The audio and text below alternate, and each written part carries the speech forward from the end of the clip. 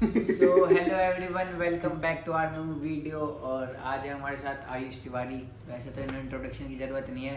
He is the first one who got placed in 2025 batch. और package पता है कितने का है? बताइए भाई, कितने का पैकेज है? कितने का भाई? भाई ये मान लो 2 डिजिट पैकेज है। तो जो लोग बोल रहे थे कि 5-6 लाख से ज़्यादा की प्लेसमेंट नहीं होती, हमने सुना है, तो ऐसा कुछ भी नहीं है। वहम है, अपना वहम नहीं ख़त्म कर लेना। भाई की 13 LPA की लगी हुई है जोश टेक्नोलॉजी में। बता दिया मैंने, पार्टी भी ले लेना। ठीक है तो भाई से पूछते हैं कि इन्होंने अपने फर्स्ट ईयर में क्या करा था और क्या करना चाहिए अभी। जो तो भाई लाइक एक बच्चा है, मान लो नेहा है। तो नेहा फर्स्ट ईयर में आई है। नेहा नहीं, लड़का भी हो सकता है, मोहित भी हो सकता है। तो मोहित भाई अपने आए हैं फर्स्ट ईयर में अभी। और उनका मेन टारगेट है प्लेसमेंट लेना। और उन्हें अच्छी प्लेसमेंट चाहिए कॉलेज से, लाइक 10-12 लाख की। इतने की कंपनी तो अपने कॉलेज में आती हैं और ऑन कैंपस ही आती है, तो ऑफ कैंपस में जरूरत नहीं है। तो उनके लिए आप क्या गाइड करोगे कि उन्हें फर्स्ट ईयर में क्या करना चाहिए? देखो, सबसे नंबर पहली चीज़ जो होनी चाहिए, मस्ती ना रुके। सीरियसनेस होगी पढ़ाई की तरफ, चीज़ें होंगी, बहुत सारी चीज़ें करोगे, बट इवेंट्स में पार्टिसिपेशन, दोस्तों के साथ घूमना फिरना और कहीं जाना, वो मत छोड़ना। ये चलते रहना चाहिए। उसके साथ क्या करना है वो मैं बताता हूँ। सबसे पहली चीज़ कि कॉलेज की जो पढ़ाई होगी, जो टीचर्स होंगे बहुत प्रेशर डालेंगे कि हमारा सब्जेक्ट भी घर जाके पढ़ो। नहीं, कॉलेज की चीज़ कॉलेज में रखना, कॉलेज के आगे मत कंटिन्यू करना, घर पे जाओ।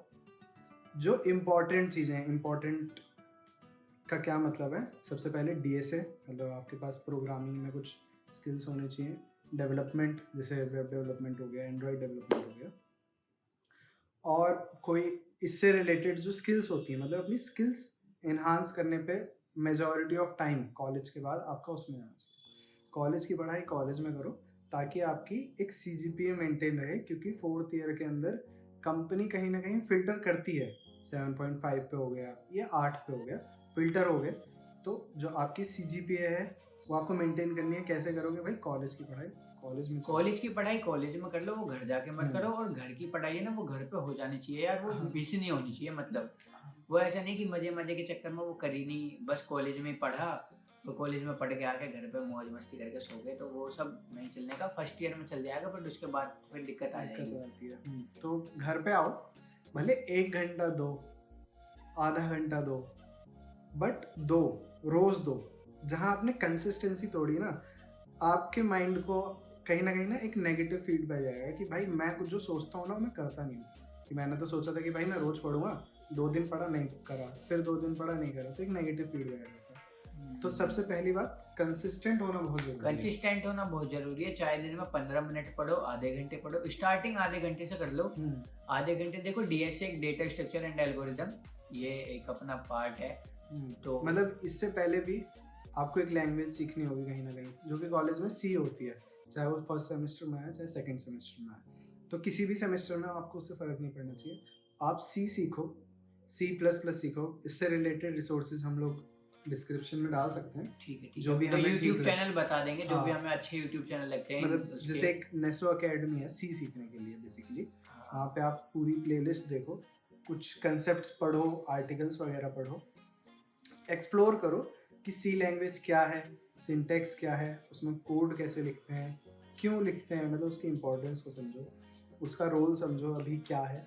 फिर उसके बाद जब ये सीख जाओगे तो C++ सीखना ज़्यादा टाइम नहीं लगता ट्रांजिशन में। बेसिक्स ऊप्स नया एक जुड़ जाता, समझ जाओगे जब आप आओगे। वो सीखने के बाद फिर आप DSA पे आओगे, वो सबसे इम्पॉर्टेंट चीज़ है। तो आपका कहीं ना कहीं गोल होना चाहिए कि आपका फर्स्ट सेमेस्टर के अंदर C के बेसिक्स फंडामेंटल्स बहुत क्लियर, क्रिस्टल क्लियर होने चाहिए। थोड़े बहुत आपने क्वेश्चंस कर लगा रखे हों C से रिलेटेड, आपने C++ पढ़ ली, उससे रिलेटेड कंसेप्ट्स क्लियर कर लिए, क्वेश्चंस कर लिए। मतलब आपका फर्स्ट सेमेस्टर का जो टारगेट है, बस इतना होना चाहिए। फिर सेकेंड सेमेस्टर में अगर आप कर लिया इतना, अगर आपने रोज भी 1 घंटा पढ़ा ना, 1 घंटा, 1.5 घंटा, 2 घंटा, मैं कह सकता हूँ कि फर्स्ट सेमेस्टर में बहुत इजीली क्लियर कर सकते हो, क्योंकि इतनी बड़ी प्लेलिस्ट भी नहीं है और इतना बड़ा सिलेबस भी नहीं है। तो भैया अब नेक्स्ट क्वेश्चन ये आता है कि कौन सी लैंग्वेज करूँ मैं? C++ करूँ, जावा करूँ, पाइथन करूँ, कोटलिन करूँ, स्विफ्ट करूँ, R करूँ, क्या करूँ? देखो, फर्स्ट सेमेस्टर में तो आए मतलब मेरे एक्सपीरियंस के हिसाब से जितने मेरी अंडरस्टैंडिंग है, आपको सी करना चाहिए। कहीं ना कहीं कॉलेज में भी हेल्प करेगी, और सी में जितने कंसेप्ट बेसिक्स हैं, मतलब C++ हो गई, जावा हो गई, पाइथन हो गई, कहीं ना कहीं वो फीचर्स मतलब एडवांस फीचर्स मिलते हैं। मतलब आपको वो चीज़ करी कराई मिलती है कहीं ना कहीं कुछ चीज़ें। तो जब सी में करोगे ना तो आपके बहुत सारे फंडामेंटल्स क्लियर हो जाएंगे जो उनमें नहीं हो पाते। सी करने के बाद आप एक्सप्लोर कर सकते हो, आपको C++ करनी है, जावा करनी है, पाइथन करनी है, क्योंकि नाइदर ऑफ देम, मतलब आप ये नहीं बोलोगे कि ये अच्छा है ये बुरा है, सब अच्छे मतलब हैं। कोई लैंग्वेज बुरी नहीं है, कोई लैंग्वेज अच्छी नहीं है, सब में जॉब्स हैं, सब में अपॉर्चुनिटीज हाँ, है, बट आपको आनी चाहिए अच्छे से। अच्छे से, मतलब आपने एक सीख ली ना तो आप दूसरी भी बहुत इजीली सीख सकते हो, बट आपको पहली बहुत अच्छे से सीखनी है। मतलब आपको सी जो है ना भाई बहुत क्रिस्टल क्लियर आनी चाहिए, सी के सारे कॉन्सेप्ट्स अच्छे से आने चाहिए। हाँ, जब वो समझ गए रेक्टिफिकेशन नहीं होनी चाहिए, मतलब वो बस। समझ गए तो आप C++ भी समझ जाओगे, आप पाइथन भी समझ जाओगे, आप जावा भी। अच्छा, तो भैया नेक्स्ट क्वेश्चन की बात करते हैं। एक बच्चा जो फर्स्ट ईयर में आता है, जैसे हमारे साथ भी बहुत सारे बच्चे हैं, हम भी हैं, तो हमने ऐसी फर्स्ट ईयर में क्या गलती करी थी जो बच्चों को नहीं करनी चाहिए? मेरा मानना तो यही है कि जो सबसे बड़ी गलती होती है भाई, बंदे कंसिस्टेंट नहीं होते। एक दिन पढ़ते हैं 8 घंटे और दूसरे दिन नहीं पढ़ते कुछ भी, तो उस 8 घंटे की वैल्यू नहीं है कुछ भी। तो अभी भी मैं वही सेम चीज़ बोलूँगा, बी कंसिस्टेंट। तो जो आपने शुरू करी है उसको ख़त्म करो, उसके बाद नई चीज़ पे जंप करो। तो मतलब भाई कहना चाह रहे हैं कि ऐसा नहीं है कि तुम आके एकदम से बोल दो कि अरे आज तो मैं धरती खत्म कर दूंगा और सब खत्म, आज ही सी निपटा दूंगा पूरी।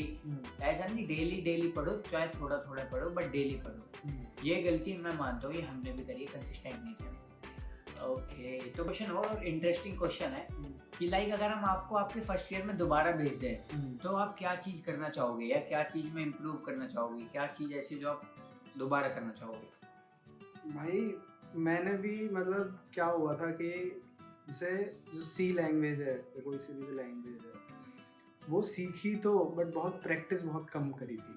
मतलब सीख कर नॉलेज ले रहा हूँ, समझ रहा हूँ, बट उसको ट्राई नहीं कर रहा, कहीं प्रैक्टिस नहीं कर रहा।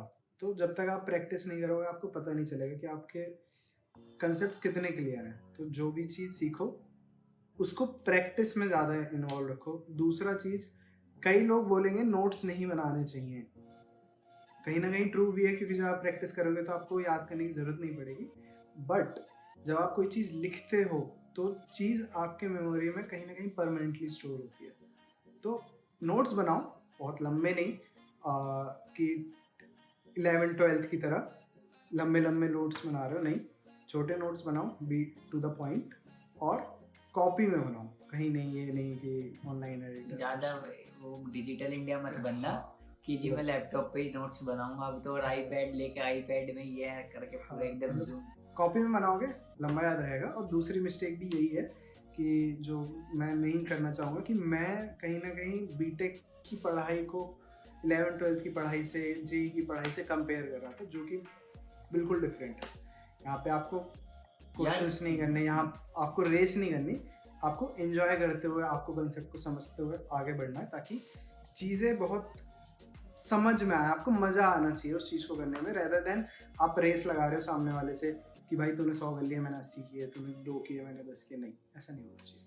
हाँ, तो बेसिकली मतलब ये है कि यार बीटेक की डिग्री तो तुम्हें मिल जाएगी और तुम AKT के पेपर में पास भी हो जाओगे। इसमें कोई ऐसा पास होना बहुत बड़ी फारसी की आंख नहीं है। तुम पेपर से 7 दिन पहले, हाँ, मतलब जैसे इससे भी एक आधे बच्चे पूछने आए थे फर्स्ट ईयर के जो अभी आए हैं कि भैया कुछ बता दो कि हमारे बहुत अच्छी CGPA आ जाए। भाई CGPA बन जाएगी, CGPA कॉलेज की पढ़ाई आसान है। मेन जो जॉब की पढ़ाई है ना, उसमें बहुत लोग बैठेंगे, बहुत चीज़ें होंगी, तो अगर आपको उस चीज़ में मज़ा नहीं आएगा ना तो आप पार्टिसिपेट नहीं कर पाओगे उसमें। चलो ये तो वही पढ़ाई की बात है। और भैया आपकी कॉर्पोरेट लाइफ कैसी चल रही है?